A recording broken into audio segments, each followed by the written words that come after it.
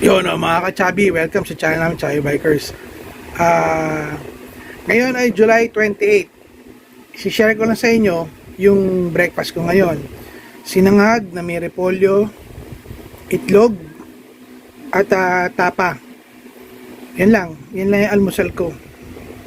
Kasi minsan, yung isang video ko, pinakita ko tinapay, ngayon nagkanin. At syempre suka.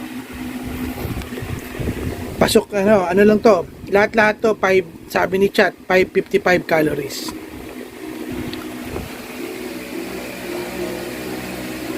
Di ba? Kain tayo mga ka-chubby. Yung mga ka-chubby, ngayon, ito ang lunch ko. Ngayon ay July 28.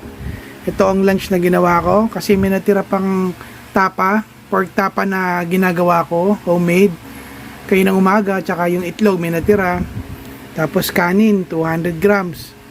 Tapos manok, stir-fried chicken na may gulay at sarsa. Yan ang aking lunch ngayon. O, di ba? Pwedeng kumain ng kahit ano, basta pasok sa deficit. Yun o mga ka-chubby. Ito yung dinner ko ngayon, July 28. Yung nabuo ko na mula almusal, tanghalian, at itong hapunan. Konting kanin, saging, nakalahati lang kasi nauubusan na, wala na, yan na lang. Manok, yan. Tapos kamatis.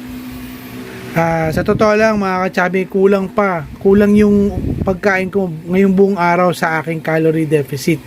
Kumbaga may reserba pa ako para kumain pa ng ibang pagkain, pero dahil gabi na, hindi na ako kakain. Okay na ako, busog na ako eh. Ang kaigihan sa ginagawa namin, natututo yung tiyan namin na hindi na kumain ng lamon, yung sobrang dami. Unti-unti na kami nasasanay na sa konti lang yung kinakain. Okay mga ka-chubby, sa susunod ulit ng video. Bye-bye!